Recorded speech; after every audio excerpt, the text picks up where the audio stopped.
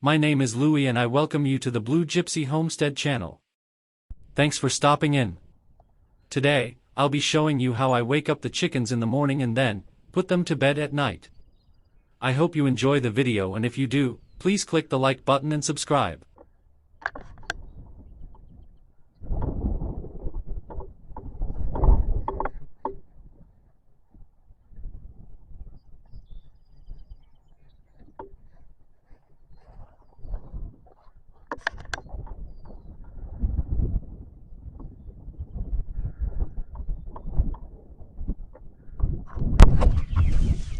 So it's time to let the chickens out. Electric fence is off, so I don't get zapped. Good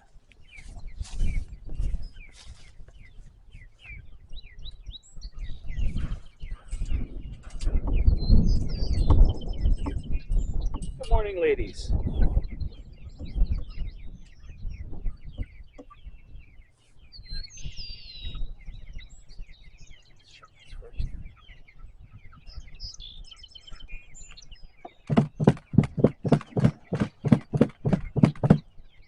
There's lots of food.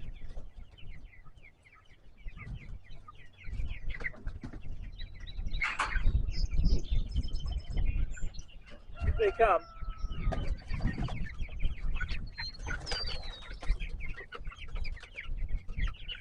Good morning. Good morning.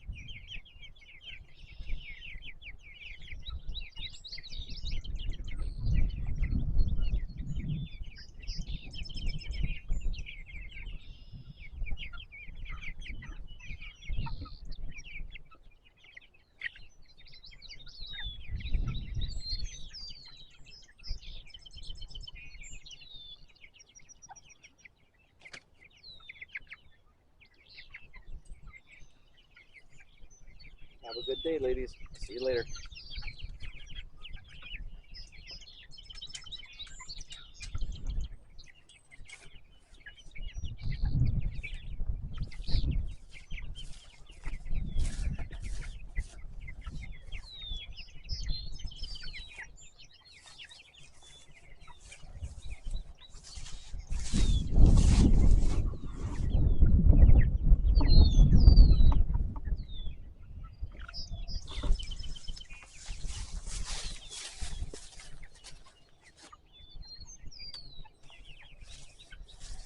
The electric fence during the day really doesn't do much except to keep the dogs out.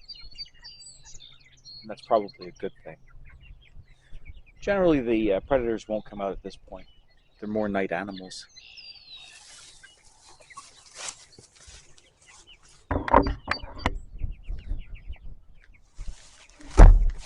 Alright, so I'm going to bring you along actually on the putting the chickens to bed episode. As you can see, they're pretty much fed. On the right hand side, you've got their feeder. On the left hand side, their water. So they free feed all day. And then when we get to about 5:30, 6 o'clock, I put them to bed. And this is where the fun starts.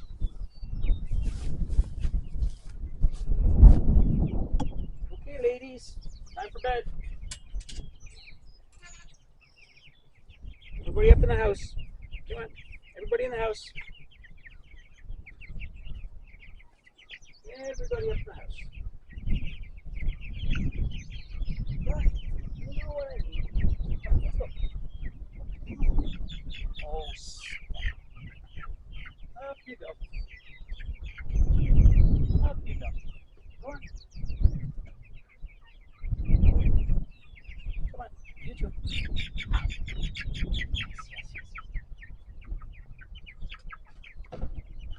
you go. Yep. Come on. I know. Up you go. No, you stay there. You stay there. Come on, time to go. Time to go to bed. Time for bed. Up you go. Come on. Come on. Up you go. Up you go. Come on. Yes. Up you go. Come on.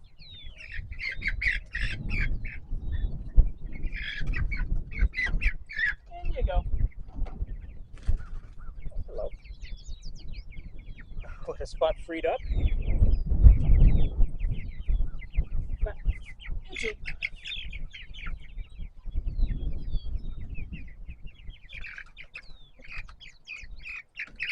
Up you go. Come on, you too.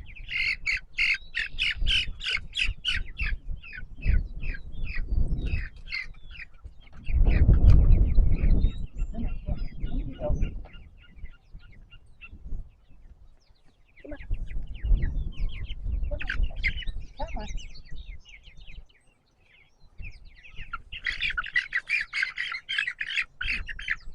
Super.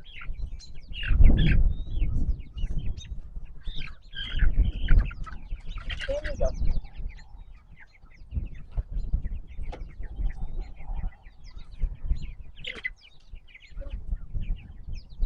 Have to make it easy, are you?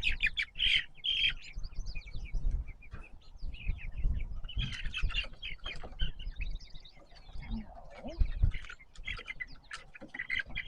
You need to open the door first.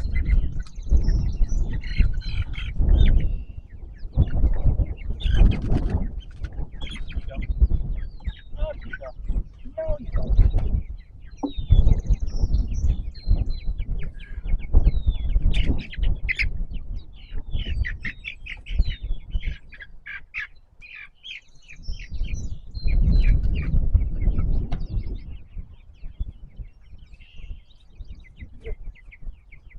Come on.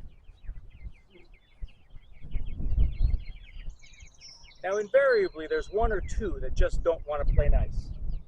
And for those occasions, we bring out the fishing net.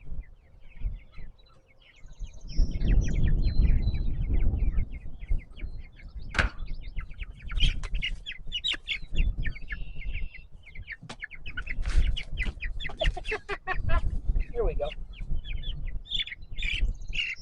This is the safest way to catch them because I don't want to hurt them. In you go. In you go. The net is nice and gentle.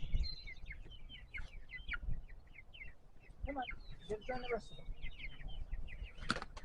Oh, good girl.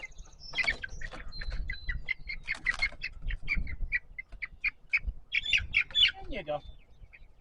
Good girl. Well done.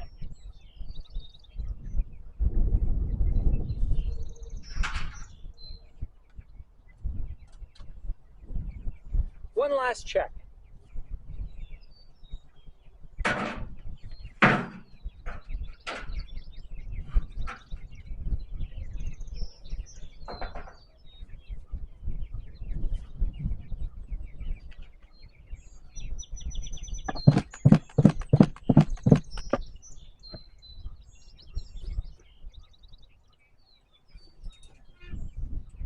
I have to say it never goes that smoothly.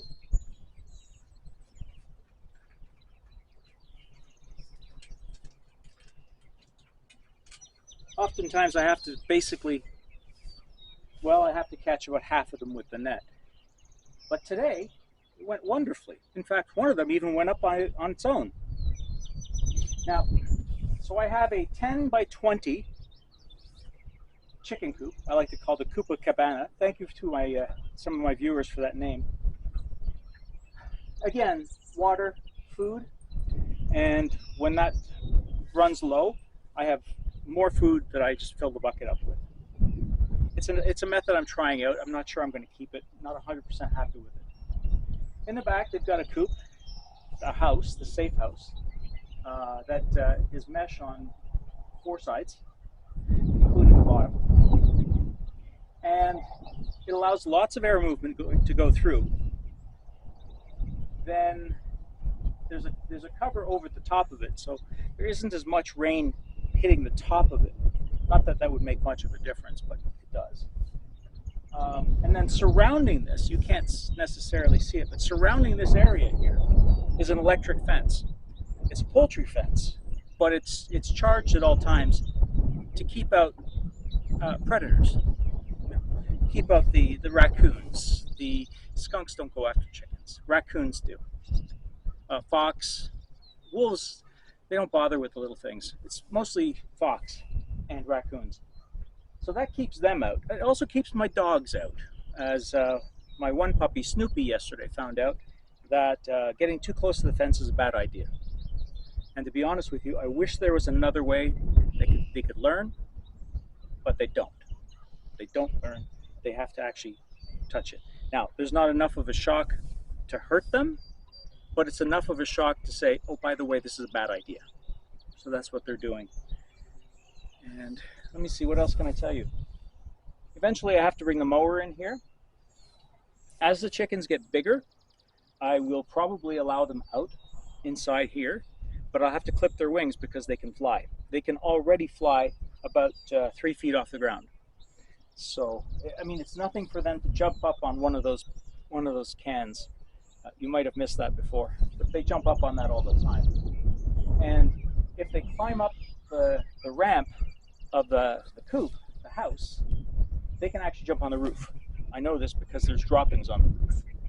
And so I've got, I didn't mention this, I've got some gravel over there, very, very fine gravel that I leave for them, that they can eat that.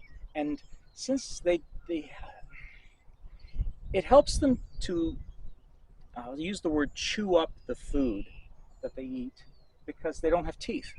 So that goes, they take the grit, they eat the food, eat the grit, and they combine it to chew up the food into something they can digest a lot easier. So that's what happens.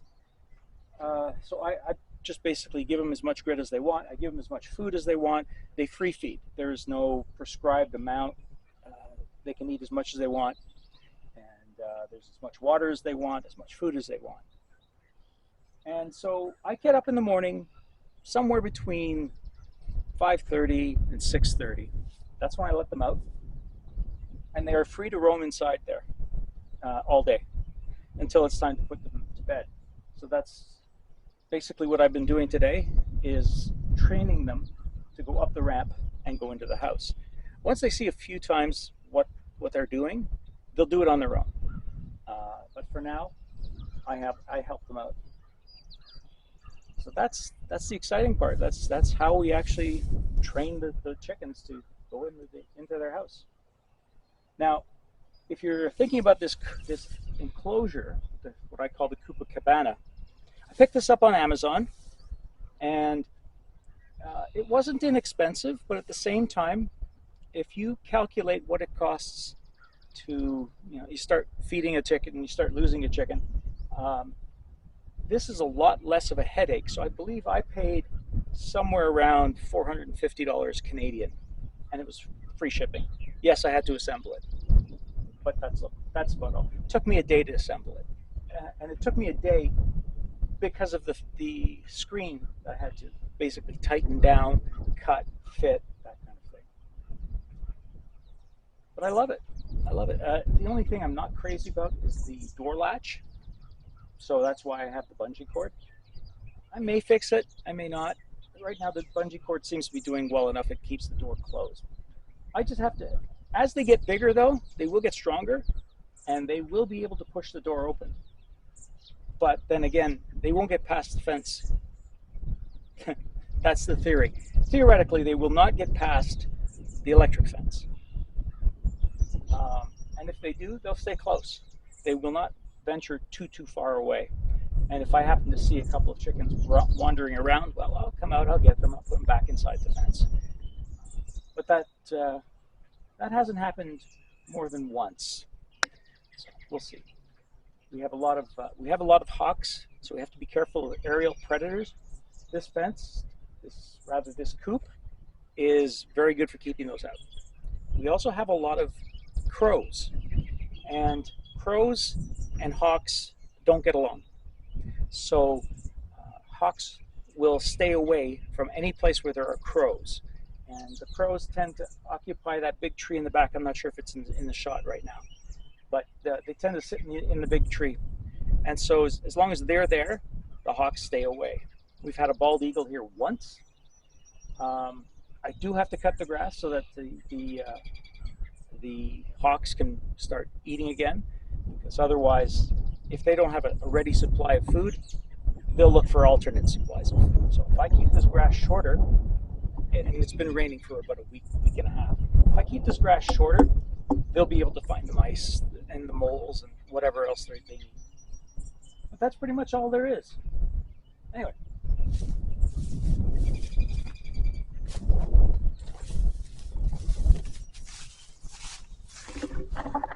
Once they're all safely in bed, I can move on to other tasks around the farm. Thanks again for stopping in, and if you like this sort of content, please hit the like button and subscribe. You can also help the channel by sharing the video. Again, my name is Louie and I'm looking forward to putting together the next video. All the best.